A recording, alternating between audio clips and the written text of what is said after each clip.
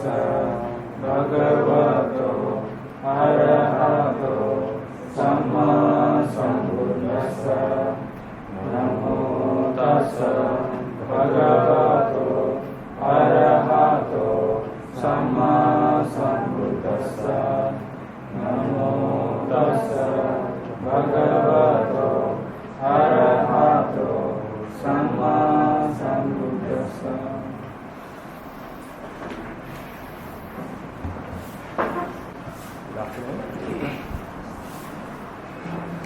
Today we will be discussing a new subheading of the same lesson, Kamma. We have already discussed about the present effects of the Kamma. Present effect means effects that are exclusive to the present life. And then yesterday we discussed in 2 lectures about how the Kamma gives vipaka in both present and future lives, and what is the mechanism according to the tradition of Theravadis. We really discussed about this matter. Now today we are going to explain about the 4 types of Kamma, 4 types of functions. Explain according to the tradition. So 4 types of functions of the Kamma.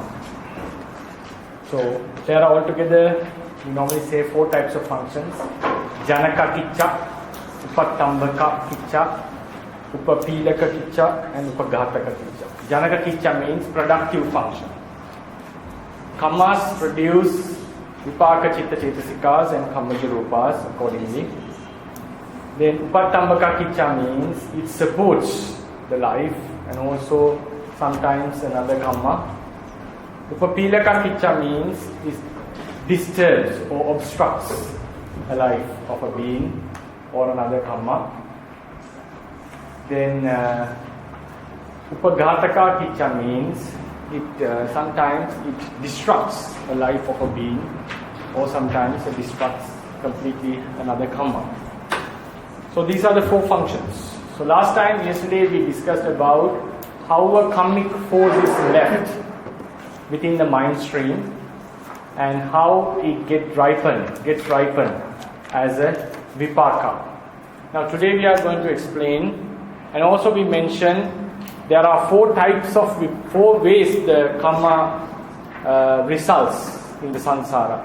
If you remember in the previous handout I mentioned briefly, janaka, it means producing vipaka chitta cetasikas and kammaja rupas, and supportive upatthambhaka.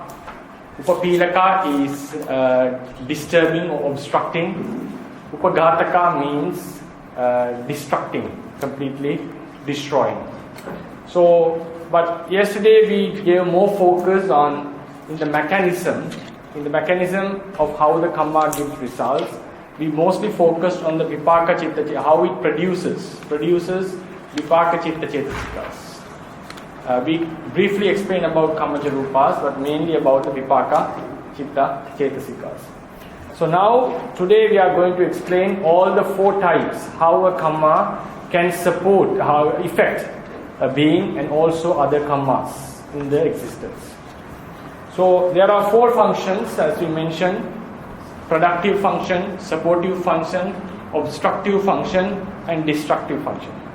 So based on these 4 functions, kammas are divided as janakakamma, productive kamma, upatthambhakakamma, it is the supportive kamma, upapīlakakamma, disturbing or obstructive kamma, and upaghātakakamma, destructive kamma. So although the point is, even though we mention them as 4 types of kammas, in the reality there is no such a kamma called obstructive, destructive, supportive, and productive. All the kamma is a mental force that is produced in javana chittas, in which latent tendencies are not uprooted. So these kammas gives results or affect the person in the second way of giving results, not the first way. The second way of giving results in 4 ways. Right? So based on these 4 ways, Kammas are explained as fourfold, but there is no such a kamma. For example, someone performs a killing, slaughtering. That slaughtering, we cannot distinguish this slaughtering is supportive, this slaughtering is destructive, this slaughtering is productive. The slaughtering itself can perform all the four functions. So when a slaughtering, for example killing, products a rebirth, we call it a janakakamma. The same slaughtering, if it supports a life, we call it supportive kamma. When it disturbs the life, we call it obstructive kamma. When it destroys the life, we call it a destructive kamma. So likewise, the same kamma has been explained in four ways as fourfold based on its functioning. So other than that, there is no, please keep in mind, there are no kammas, specific kammas like upatthambhaka, upapīlaka, upaghātakakamma. Right? That is very important to keep in mind. So then janakakamma, productive kamma.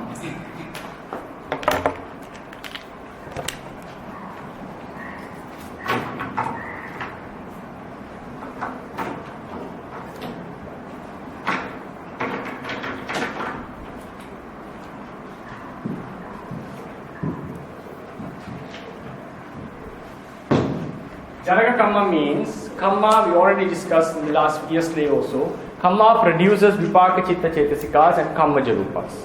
This functioning of the kamma is called janaka functioning. So kamma is named as janakakamma, looking at its function of producing chitta chetasikas, vipaka chitta chetasikas and kamma jarupas. Right? So it can produce vipaka chitta chetasikas in two occasions, at the moment of patisandhi and also during the pavatti, during the course of the life. So if you go into the handout, the definition of janakakamma is, janakakammas are the kammas which produce vipaka chitta chetasikas and kamma jarupas at the moment of patisandhi and during the course of pavatti. Sometimes among the Buddhists we have an idea janakakamma means only the patisandhi kamma, the kamma which gave the patisandhi. That is partially correct, but it is not the entire definition. Entire definition means a kamma which produces a vipaka chitta chetasika or kamma jarupa is called janakakamma. It's not only the patisandhidayaka kamma is called janakakamma. The kamma which gave the patisandhi also we normally say is the janakakamma, but it's not the entire definition. So whether it produces at the moment of patisandhi, at the moment of pavatti, so if a kamma produces any vipaka chitta chetasikas and kamma jarupas, this kamma is called janakakamma. Then its ability to produce resultant mentalities and kamma jarupas, kamma born matter, can be termed as janakasati. Janakasati. Right? It is another term for rasa. Rasa means sometimes the function, the ability to perform a function, and also the quality it has gained through the function. So there are a few ways we can explain what is rasa. One way is ability to perform the function. So you also can say the pache sati. So the ability of a kamma to produce vipaka chitta chetasikas and kamma jarupas is the janaka sati. And that is what we saw yesterday as the kamma sati. We saw it as kamma sati. That is the janaka, because this extra force of the kamma that is gained. Why the extra force? What is the extra force there? We discussed yesterday. Extra force means it takes the object, it feels the object in a more intensive manner, and it gets involved in physical, mental and verbal acts in a more in an intense way. Why is that? Because the defilements have not been uprooted. When the latent defilements are present, when we do certain acts, our mind gets involved in the act more than that of an arahant. So this extra involvement can be verified within the literature. Mainly it says the bhutva apagata uppanna, I discussed yesterday. So because of this extra involvement, a certain force, certain kirya visesa, certain energy is left within the mind stream. So this entire thing, the extra force, the energy which is left, all can be called as the janaka pache sati. Janaka sati. So this and then its functioning of producing vipaka chitta cetasikas and kammaja rupas is called janakakamma, right? Janakakamma, the function. So then kammas that have, then the next point is producing patisandhi and also giving results vipaka chitta cetasikas at the moment of poverty. We normally say, according to our literature, a patisandhi is produced by a kamma which has reached its completion. It's the kamma pata. A kamma which has reached the level of kamma pata normally produces the patisandhi. That is how we explain. So it means, for an instant, panadipata, killing a being. He thinks about killing, and he gets involved, gathers all the requirements for the killing, and he goes and slaughters the being. After the being is being slaughtered, that is the time the kamma is completed. The kamma gets completed. So such a kamma which is complete is called a kamma pata, right? Is called a kamma pata. So such a kamma, only such a kamma can produce a patisandhi. Because patisandhi means, for example, a patisandhi, when we say a kamma gives a patisandhi. So kamma means chetana here. Because only the chetana has the ability to directly produce the vipaka chitta cetasikas. A certain kamma sati is left, implanted. So because of this, we get a patisandhi. Then not only this patisandhi, this kamma connects the entire, suppose the entire life till the chuti. And even vipaka chitta cetasikas are produced.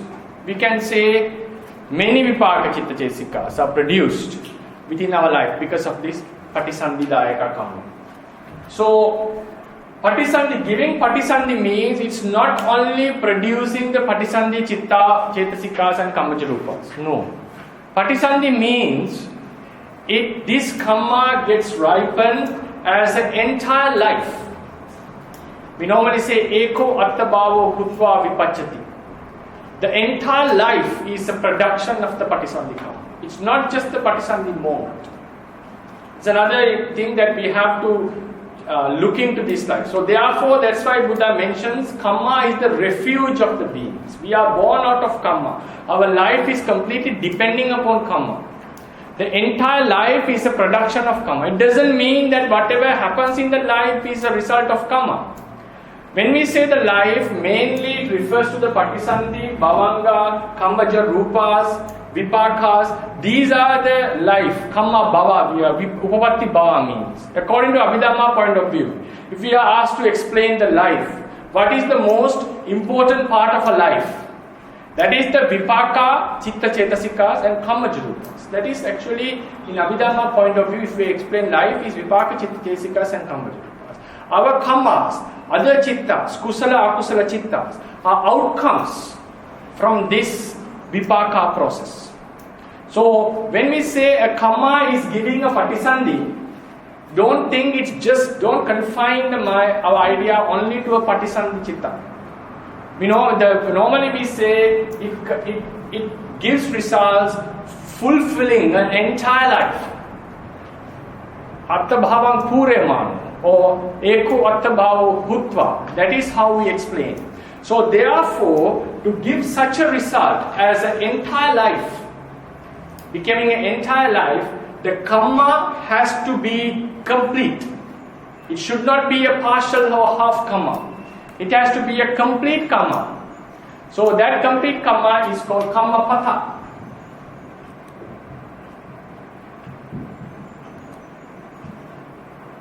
Kamma pata. Kamma pata means kamma has been completed. One thing is to kill an animal. He gathers the weapons, plans for it. But he couldn't execute the action, complete the action. So this is just a kamma, not a kamma pata. Kamma pata means when we accomplish the task, after the being is being killed, the kamma is completed. So then we call it's a kamma pata. A kamma which reached that level of kamma pata is able to give a result, give a patisandhi. Because giving patisandhi means producing an entire life. So therefore, kamma has to reach to such a complete level to give a result as an entire life. Then in terms of dana, kusalas also, we gather the things to give a dana. We were unable to perform the dana, so our dana is not complete. It was not complete. So only after we have given up the thing, then the dana has been completed. Such a dana is able to give a result as a patisandhi. Patisandhi means gives result as a life. So then, throughout the entire life, this kamma, the patisandhi kamma, has a great influence. I will be discussing about this matter maybe most probably in 2 weeks. I'll explain how influential the kamma is to a person's life. Sometimes we miss this point, we don't address this point.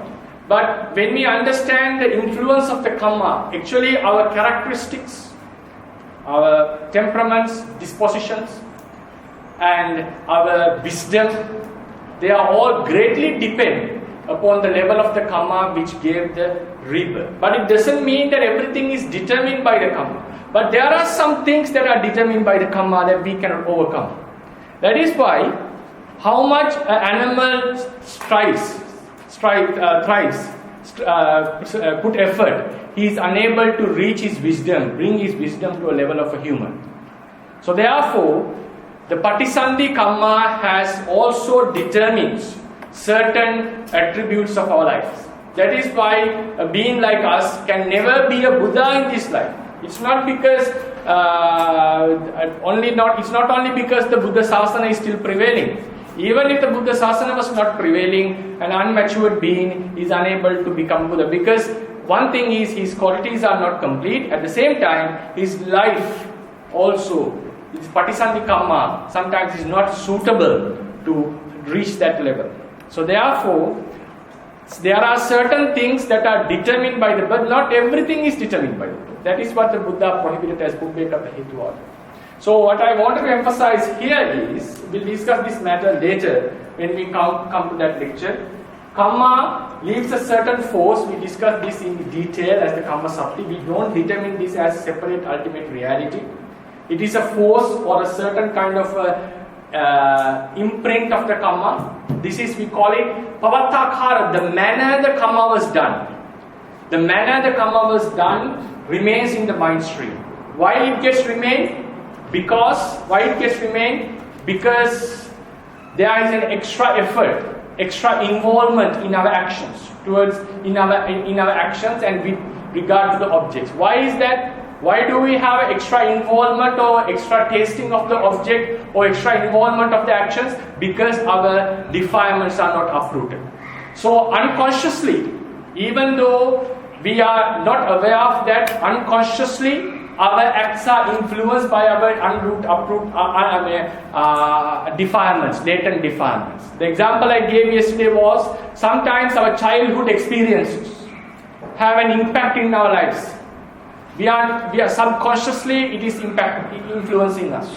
When a psychologist would make counsel with such a person, he would recognize some certain behaviors, abnormal behaviors, are because of certain incidents that has happened to this person at his childhood. So subconsciously it influences the being. So likewise, when the defilements are not uprooted, they influence our mind. So what happens when we do a certain action? The I factor, the idea of ditthi, the idea of ignorance about this existence, the craving to this existence, they have shaped our kusala, akusala chittas. Unlike the kiriya chittas. Kiriya chittas are freed from this influence. So therefore, when a normal non-arahant does an action, when he tastes the object, even by a kusala chitta, he tastes he is into the object than an arahant. It doesn't mean the samadhi. His mind is involved with the object because the defilements are not uprooted. And when he does the actions, there is an extra force in it than that of an arahant whose mind is very serene. So this extra involvement in actions and with the object leaves a certain, because of this extra force, the tradition says a certain force is being left. We'll discuss this in more perspectives when we come to the lecture, not maybe week after the next. So, because this is the main reason why a certain force is left within our mind. So that force, Kamma Sati, would, when the time opportunity gives, it will come up as a Vipaka Chitta Chetasikas. But if it gives if it gets ripened as an entire life, that means that Kamma has reached, we can say that while we do the Kamma, it has reached to a certain level, complete level. So we call it Kamma Pata. So that's why we say normal Patisandhi is given. When we say Patisandhi, don't just focus on the moment of Patisandhi. All the Bhavanga Chittas, all the Chuti Chitta, and many of the Vipaka Chittas during our existence are caused by this Patisandhi Kamma. So therefore it influences the entire life. And our temperaments, Ussada Kittana we call, our temperament is also influenced by this. Therefore, only a Kamma Pata, according to our literature, can give a Kamma, gives a Patisandhi. Then a Kamma which has not reached the level of Kamma Pata can only produce Vipaka Chitta Chetasikas and Kammaja Rupa during, after being has been born. After being is born, during that time, Vipaka Chitta Chetasikas and Kammaja Rupas can be produced by the Kammas which have not reached the level of Kamma Pata. Kamma Patas can produce a Patisandhi the entire life. Afterwards, it can also produce Vipaka Chitta Chetasika and Kammaja Rupa in other lives. So Kamma Pata is able to give Patisandhi Vipaka and Pavatti Vipaka both. But Kamma which didn't reach the Kamma Pata only can give Pavatti Vipaka. But in our literature, there are some stories which can be interpreted in two ways. One is some Kammas which had not reached the level of Kamma Pata, there are stories is giving Patisandhi. There are some stories, but these stories can also be interpreted in both ways. So that's why I gave it both the interpretation, both the possibilities. So we can later decide whether it is actually a Kamma is giving a Patisandhi or it creates an opportunity for another Kamma to give result. This will be more clear when we come to the next point. Within this lecture, I will also explain the upatthambhakakamma, the supporting function. So in the supporting function, after we explain the supporting function, what the argument I bring here will be more clear. So if you go to 10.40. However, literature of the tradition has some stories which illustrates incidents in which rebirths have taken place due to kammas that have not reached the level of Kamma Pata. Once a lady who was walking towards the pagoda to offer flowers with a joyful mind reflecting the attributes of the Buddha was killed by a cow. She was born in the divine realm, so because she couldn't offer the thing, she couldn't complete her offering. So, but still, she was born as a deity. Moreover, there is a story about a monk becoming a bug due to his strong attachment to a new robe he received.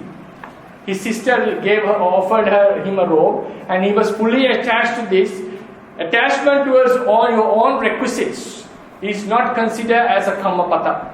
If someone wishes others' requisites to be one's own, that is called abhijja.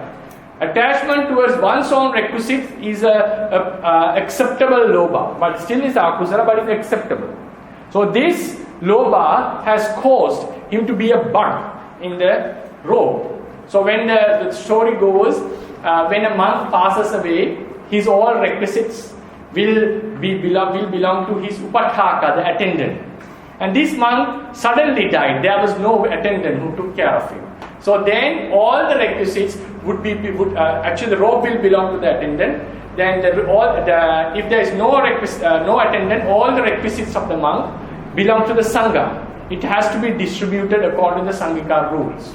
So the monks were going to distribute it among the sangha, but the bug has been living in the robe, and he got to know that the sangha is going to distribute, and it got very upset, and he was running here and there, shouting in his language that my robe is going to be plundered. So Buddha heard this with his Jibba Sota and said the monks, please don't distribute it for 1 week. Because out of respect to the Buddha, they just kept silent. Okay, let it be. Then after 1 week, he said, okay, now you can distribute. What happened? This bug died after 7 days because of his good sila that he kept as a monk. He was born in the divine realm. So the Buddha explained that was the reason that I held this distribution. Otherwise, he would get angry about you, the Sangha, all the nobles, everyone, then he would end up in being the hell. That's why I stopped. So that was the story. So the thing is, what I wanted to mention is these two stories, right? I'll give you a chance here. This phenomenon can be either said as kammas which did not reach the level of kammapata has given a rebirth, or there's another interpretation. Those good and bad kammas, because the lady could not offer it to the pagoda, the monk was attached to the rope, so the kusala and akusala thoughts were prevailing in his mind, dominating in his mind. In other words, Chittupadas has created the opportunity for another kamma to give a patisandhi. That will be illustrated when we come to the upatthambhakakamma. So when we have kusala akusala chittas within ourselves, our past kammas, when we have kusala chittas, past kusalas get the opportunity to give results. When we have akusalas, it's opening the door for akusalas to give results. So when they were close to death, they were having wholesome mind moments and unwholesome mind moments. So these respectively have given kusala kammas and akusala kammas the opportunity to give a rebirth. That is another way of interpreting. But I am unable to give an exact saying whether it was the patisandhi of incomplete kamma, or it was the opportunity was given to another kamma. Both the possibilities are there.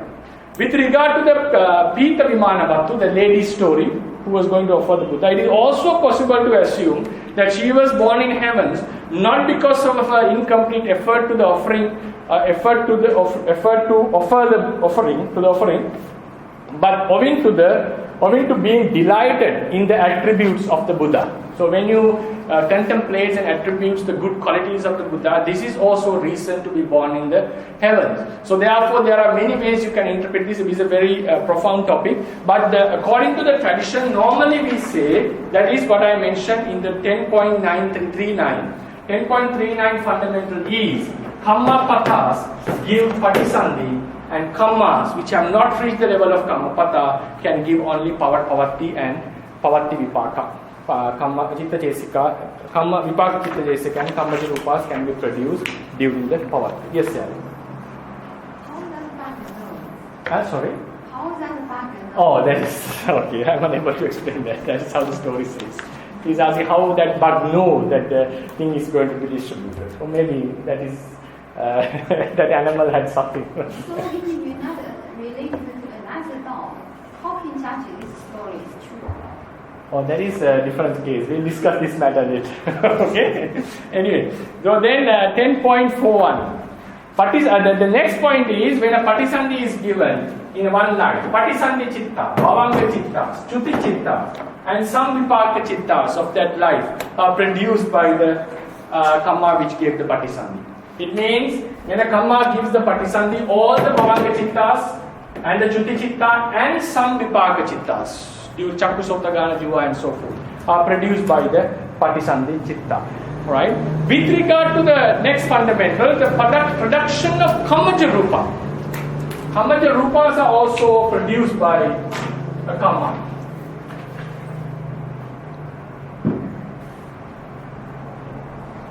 The kammaja rupas. The kammaja rupas also produced by a kamma. There are two opinions on this matter. One is all the kammaja rupas in one life is produced by the same kamma which gave the patisandhi. That is the first point. All the kammaja rupas in one life is produced by the kamma which gave the patisandhi. The second opinion is in one life different kammaja rupas. Kammaja rupas here means kammaja rupa santati sisa. It means chakku pasada. There are lots of chakku pasada. All are taken as a one generation. All the Sotapasadas in both the years are taken as a one generation. So there are altogether, we have few sub-generations. Chakku, Sota, Gana, Jivha. Then we have Kaya, Bhava. Right? These are some. Then we have Vattu, generation, and Jivita Namaka. Normally, these two are produced by the Kamma which gave the rebirth. That is how normally they would consider. Or maybe that they may also be produced by different Kammas. I'm not sure about that. So the opinion is they have different Kammaja Sisas, Kammaja Rupa Sisas, different generations. Right? So all these generations, one idea is these generations can be produced by different Kammas, not only the Kamma which gave the Patisandhi. So some teachers accept that all the Kammaja Rupas in one life is produced by the Kamma which gave the Patisandhi because of the influence of the Patisandhi Kamma to our life. It's a great influence. It dominates our life. Then the next point is different Kammaja Rupa generations are produced by different Kammas. So according to the first idea, according to the first teachers, Uddacha Chetana means Chetana of the Uddacha Sampayutta Chitta cannot produce Kammaja Rupas because we know according to our basic Abhidhamma, the 12th Akusala Chitta does not give a rebirth because it's too weak. Right? Only the 11 Akusala Chittas give a rebirth. So if the teachers hold the idea that all the Kammaja Rupas are produced by the Kamma which gave the rebirth, according to them, Uddacha Sampayutta Chitta cannot produce any Kammaja Rupa. Right? Cannot produce any Kammaja Rupa. But according to the second opinion of the Theras, even Uddacha Sampayutta Chitta can produce Kammaja Rupa.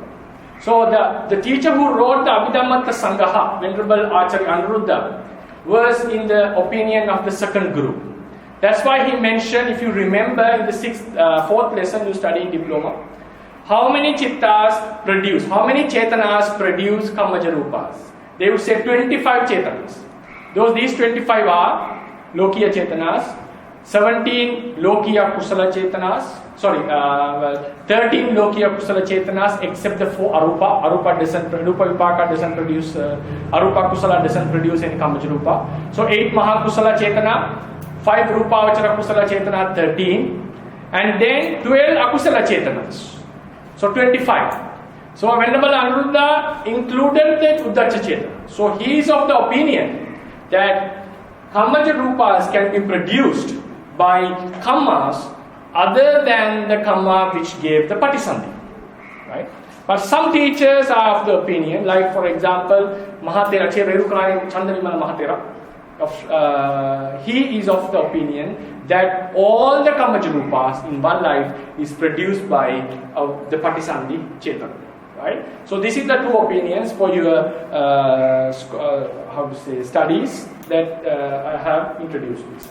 Then the final fundamental regarding the Janaka function, when a Kamma has given Patisandhi in a certain life, that same Kamma has the ability to make the life to continue by bringing supportive factors to the life, such as food and dwelling places. This function of supporting the Patisandhi janakakamma should not be called upatthambhakakamma. That is another fundamental. We normally say, if a Kamma has given you the Patisandhi, that Kamma also has the ability to live you, make you live, sustain you.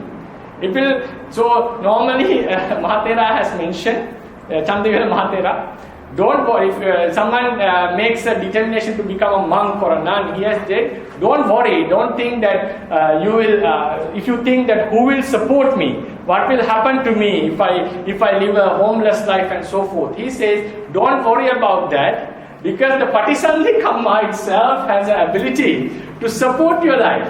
So therefore, it means if you are born, most of the times, if it is a really very weak, unless it's a very weak Kamma, mostly it makes you to live for a certain life. So therefore, the Patisandhi janakakamma also gives certain, makes you, there is enough energy for it to live. It doesn't just arouse vipaka chitta chesikas and passes away.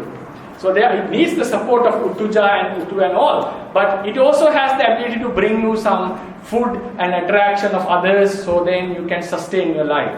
So this Patisandhi, this Patisandhi Kamma, when it supports your life in such a manner, because now we are going to start the next sub point, is the upatthambhakakamma. Upatthambhaka is supporting a life.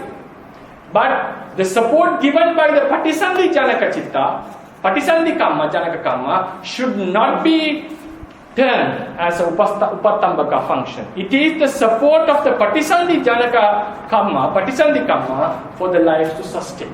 That's another fundamental. So when we use the terminology while you are studying, be careful. So the support given by the patisandhi janakakamma. For example, a being is born as a glorious creature in the Deva realm. That kamma could make him a being who dominates a certain life of others even. So this glory is mainly because of his patisandhi janakakamma. It's sometimes some may be born in a certain life, but his glory is given by another supportive kamma. It is possible. But sometimes the patisandhi janakakamma has that ability. So at that time we don't say it's a functioning of a supportive kamma. It's a functioning of the patisandhi janakakamma itself. Right? So that is another fundamental that I want to emphasize. So when we come to janakakicha, the main function is producing vipaka chitta chetasikas and kammaja rupas, and also kamma patha, the kammas which is the kamma patha, has the producing an entire life, and also it also has the ability to sustain the life, but that support is not told as upatthambhakakamma. Now we come to the next topic called upatthambhakakamma.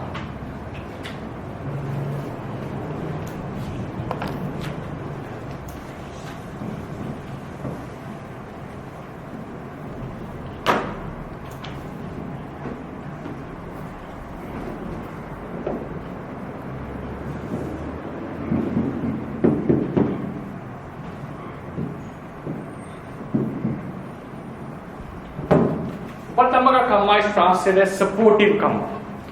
There are three functionings of this supportive kamma.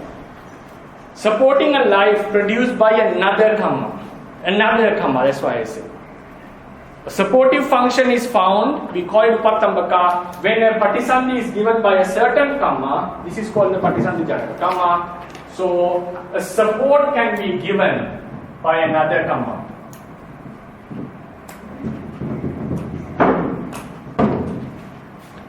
Right? So that's why I mentioned the fundamental 10.43 that the term upatthambhakakamma should not be used when the support is given by the patisandhi janakakamma. Intensifying the ability of a kamma of similar nature and giving the opportunity for another kamma of similar nature to yield its results. So there are three points. A kamma which performs any of these functions is called upatthambhaka, and its ability to do so can be termed as upatthambhaka sati. Right? I'll remind again, there are no kammas that you can distinguish as this is a janakakamma, this is upatthambhaka, upapīlaka, upaghātaka. The same kamma has do 4 types of functions. It means kamma affects the life of the beings. It affects in 4 ways. It produces vipaka chitta chetasika. Sometimes it supports our life. Sometimes it disturbs our life. Sometimes it destructs our life. So because of the way it affects our life, we can say the same kamma as upatthambhaka, upapīlaka, upaghātaka and janaka. So there is no kamma. For example, someone gives a dana. You cannot say, I perform the dana of upatthambhakakamma. No. Dana is a kamma. It's a good kamma. If it gives a patisandhi, it's a janakakamma. If it produces vipaka chitta chetasikas and kammaja rupas, it's a janakakamma. When it supports the life, we call it upatthambhakakamma. When it destructs the life, sometimes the dana can destruct our life. So that is the upaghātakakamma. Right? It's upaghātakakamma. So likewise, now again I want to remind, because even though we explained them in 4 ways, this is how the kamma affects. Other than that, there are no 4 types of kammas called janaka, upatthambhaka, upapīlaka and upaghātaka. A life, if you go to the 10.45, supporting a life produced by another kamma. A life which has been produced by a certain patisandhi janakakamma gets the assistance, it's a singular, gets the assistance of other kammas during its course of existence. This life gets the support of other kammas. What sort of supports? Here life means a generation of nama and rupa, khanda, santana. within the patisandhi and chuti that have occurred due to a certain kamma. When we say life, what is a life means? Patisandhi and chuti. Between these kanda santana, the generation of aggregates is called life. So before there is another life. So likewise, in samsara, even though we say it's a string of nama rupa, dividing it in terms of life is very important. The life is a production of a certain kamma. So that is what when Buddha mentioned. He mentioned when he practiced the samadhi as an ascetic, why did he give up his samadhi? Because he knew if this kamma, if this attainment is going to give a liberation or a result, outcome, if I'm going to get liberated out of this samadhi, so it means it is going to give a result, a certain life, a certain state. If you are going to attain a certain state or a life because of this samadhi, this impermanent concentration, this samadhi, which is not permanent, because you can understand, you go in and you come out. This impermanent concentration can never bring a permanent result. That is what his argument is. How can an impermanent cause bring a permanent result? So, when we understand the samsara in terms of lives, we understand that it is not a one stream. It has a connectivity, there is a oneness, but every life is different from one to another. That is why, in some lives, the Bodhisattva, who has been a great being, who has sacrificed his own life to others, in some lives he has been a great plunderer, a murderer. Sometimes he has done sexual misconduct. Sometimes a drunkard disturbs others. So how could such a being who has developed such great meritorious qualities in a one life suddenly be a different evil being, performing evil types, evil acts in a certain life? Because when the kamma which gave the patisandhi is affected by certain defilements, not akusala kamma, affected by defilements. I'll explain this in a future lecture. So that entire life is affected by that kamma. So he may have certain defects in his life. He is prone to lust, sometimes prone to anger, sometimes prone to delusion. This can happen. So therefore we cannot guarantee that our good qualities that we manifest today will be in the same manner in the entire lives. Unfortunately, if we fall into the animal realm, we will not be able to have this kind of intellectual abilities, capacities like we do now. We will be completely undergone the life of an animal. So we will be having a different lifestyle. So likewise, the kamma which gives the rebirth, one life, determines the entire life very greatly. So therefore, when we say life means the kanda santana, which is between pavatti and patisandhi and chuti, produced by a certain kamma, right? That is called a life. So then this kanda santana is supported by another kamma. For instance, when someone is born as a human due to observing sila and living a righteous life, kamma that has accumulated by giving dana may support his life by bringing luxuries. As a result, when he is born among humans, he will be born in a very rich family, so he can support his life very easily. During the course of living, he will find no difficulties in earning necessary needs. He will not meals like other poor people. All these comforts are supportive conditions for the person's life, and they are brought to him by supportive function of this dhanamaya kusala. So he has practiced sila, he has given dana. He became a human because of sila. Why he became enormous rich than others? Because of his dana sometimes. That is how we explain. The dana has supported his life, which was produced by a sila. So, in the same manner, upatthambhaka function of support to bring wealth, comfort, praise, success, and other favorable effects to one's life. We call it a fortune life. Sometimes in other traditions they call it blessed by the God. We have to say blessed by the Kamma. Right? So upatthambhakakamma, janakakamma also have this ability. Sometimes upatthambhakakamma brings these kind of comforts. And also the beauty, some appearance of the certain figures. Some are very attractive. Why is that? Because if you look into the Lakkhana Sutta, Buddha mentions why he got such attractive human male figures. Because of different kusalas that he has done in the past life. So these are all upatthambhaka for his life. All these upatthambhakakammas have shaped his life in a strange, to become a very strange, special human being. Then some supportive kamma. This is very important to our lives. This is some 10.46. Some supportive kammas remove the obstacles in our lives. Obstacles in our lives. And create the opportunity to live long, for example. These sort of effects can be seen when someone is not affected in epidemics, while everyone around him become victims of sickness. Sometimes we see certain beings are not affected while everyone other is affected. It can happen because of a co-chance, but normally we would say, according to Buddhist perspective, sometimes he either his patisandhi kamma was so strong, or either he has done lots of kammas supporting the other beings, saving other beings, so he's not affected in that occasion. But only when the kamma is activated, he'll not be affected. When in another life, he may be easily get caught to a certain disease.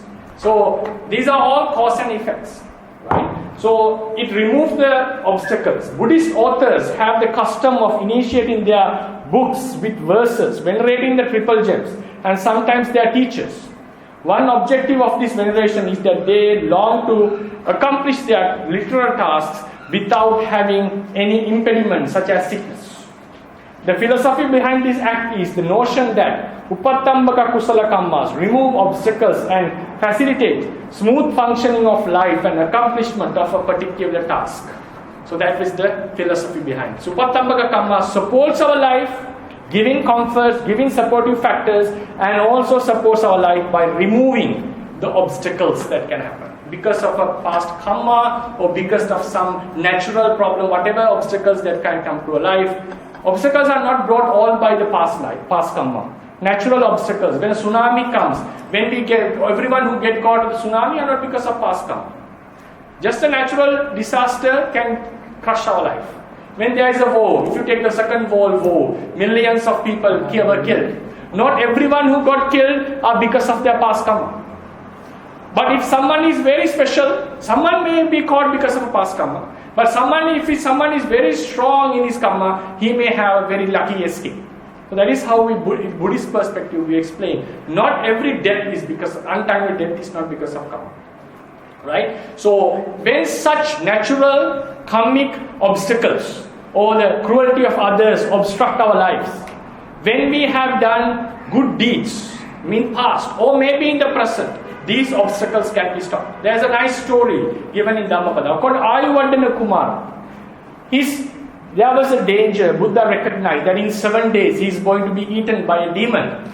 So then the Buddha said, if you do the paritas in a proper way with the Sangha for 7 days continuously, he told the parents, you will be able to save your child. So they did the wholesome deed. Child was within the Sangha and they were reciting the paritas and the Yaka couldn't come, the story says, and he couldn't eat. Then the child, the obstacle to his life. It doesn't mention whether it was a past kamma or anything. Only the story mentioned he had a danger to his life. Then Buddha, by doing a good kamma, he made it to be stopped. Then Buddha mentioned this child would live 120 years.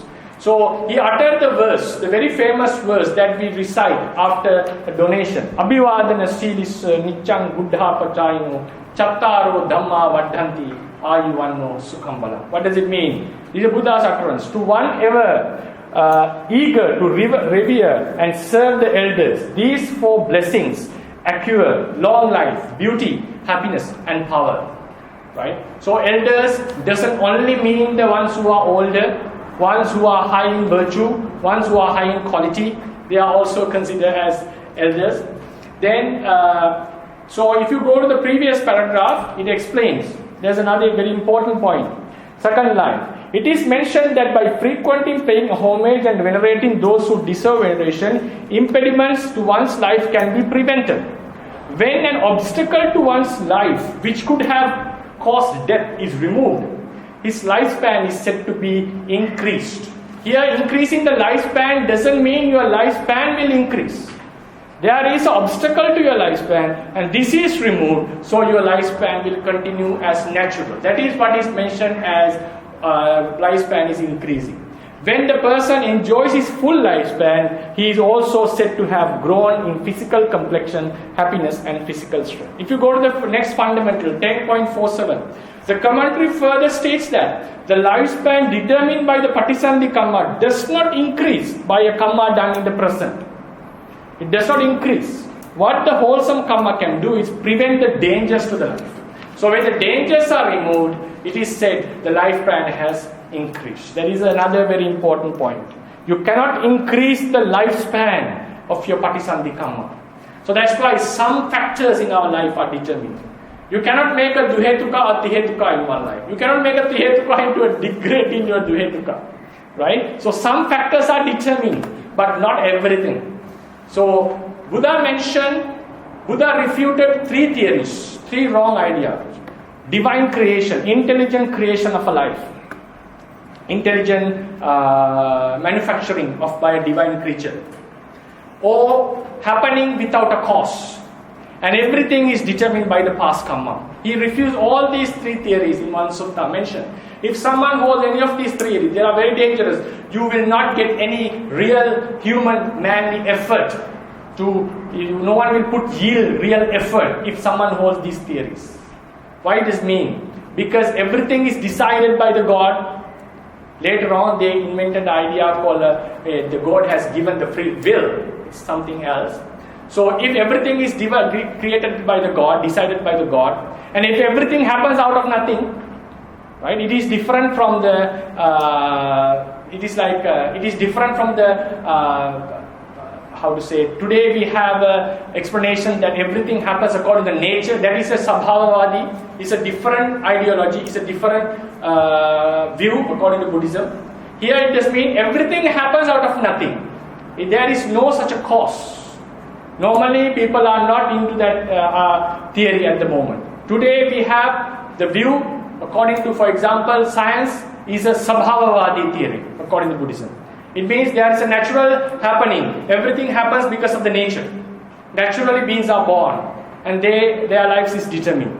Because Buddhism have an extra transcendental element called the consciousness, which is not recognized by normal today's human mostly. Consciousness is not the working of the brain. It's a reality which is independent, which is depending on the functioning of the brain, but which is a separate element. That is transcendental, we call. So, ahetukavadi means everything happens out of nothing. So, Buddha says if someone holds everything happens out of nothing, and everything is decided by the God, and everything is decided by the past kamma, no one will put real effort. So, when the Buddha said about the kamma, he said when the beings are born out of kamma of the past life, he refuted the non-causal theory and divine creation. Why? Because our qualities are determined in a certain manner, so that corresponds with our action. How to understand this, I'll be discussing in another lecture. When the kamma lectures will be, there will be another few more kamma lectures. Then Pubbekata, everything is determined by the past kamma. He refuted by the first type of kamma. I think you remember we discussed 2 lectures. The present life effects of kamma. Effects of the kamma which are only exclusive to the present life. Effects of the kamma. We do a good deed, we will get good effect. If you give dana, you will be praised by the society. These are not kamma vipaka. So, if you practice, you will attain the higher spiritual goals. These are not kamma vipaka. These are the effects of kamma. So, Buddha refuted the pubbekata hetu. Everything is determined by the past kamma by the first aspect of the kamma. So therefore, according to the teachings, it's not everything. That doesn't mean, when I say the lifespan is determined by the past karma, certain attributes are determined, it doesn't mean everything. Right? So it shall be very, I'll always remind this point. Then, lifespan which is determined by upatthambhakakamma cannot be changed. There are certain things that we cannot change. So we'll go to the next fundamental. So for another supportive karma supports the life of a being, remove the obstacles, two functions, and then what sort of karma supports life? Kusala upatthambhakakamma can support the life of all beings, regardless of the karma by which they are born. Now, sometimes we are born with a kusala karma in sugati, akusala karma in dugati. But doesn't matter. Kusala upatthambhaka can support in a beneficial manner. For example, we humans, when the kusala upatthambhaka is supporting, we would enjoy a good healthy life. Everything what we do sometimes may be successful, but not everything is desired by karma. But sometimes karma is necessary. Right? We'll be praised by others. Sometimes even we do a fall, it will not be recognized by the society. So we enjoy a very high status in the life because upatthambhakakammas are sometimes very, very supportive of our lives. In the animals, beings who are born in Dugati, especially the animals and petas, not the hell beings. Hell beings doesn't get this support much. So animals and petas, it is said, because of the upatthambhaka functions, some animals are attractive. So they will be treated very well. In some countries, even dogs get very high treatments than the people in the poor countries. Because we would say, why they are born in such a place, why would they get such a manner? Mostly because their upatthambhakakamma is good. And also, even a dog who doesn't have such upatthambhakakamma, just because of the man's compassion, he may receive good result. That is also possible. So it doesn't mean, it's very difficult to say when someone is being supported well, whether it is because of the receiver's karma or the doer's compassion or doer's good deed. When the Bodhisattva was present, he would give support everyone he meets. It doesn't mean that everyone who received the food had the karma to receive something. So mostly it's because of the Bodhisattva's good compassion. But sometimes beings receive things because of their karma. So it's very difficult to decide whether when you receive something, either it's because of your upatthambhakakamma or because of the good qualities of the other person. On the other hand, I'll come to you. On the other hand, akusala kammas, for example, someone is born with a kusala deed, someone is born with a akusala deed, sugati or dugati. Akusala kammas can also do the upatthambhaka. Here upatthambhaka means sustaining the life for a longer period. When akusala kammas do the supporting, they support us to encounter more suffering. It means some beings don't die. Their life is a suffering. Because they are not dying, they are encountering more and more suffering. Sometimes we feel, why this creature is not dying? Why it is so, his sickness is prolonging. It seems like he is lingering in this life. So that kind of prolongation can be made because of akusala kamma. So akusala kammas to some vinipatika petas, vinipatika asuras who are sugati beings. Some humans who are really in suffering but still doesn't die. And also for petas, hell beings, their lives may live for a longer time. They are akusala upatthambhakas doesn't let the obstructions to get killed because they let them to suffer for a longer period, right? So the next fundamental 10.49, it should be noted that even though akusala upatthambhakas support a certain person's life, it can never bring luxuries like akusala upatthambhakas. It makes the life to long last just for the sake of encountering suffering. So when the aputthaka upatthambhaka is supporting, it is not a good thing.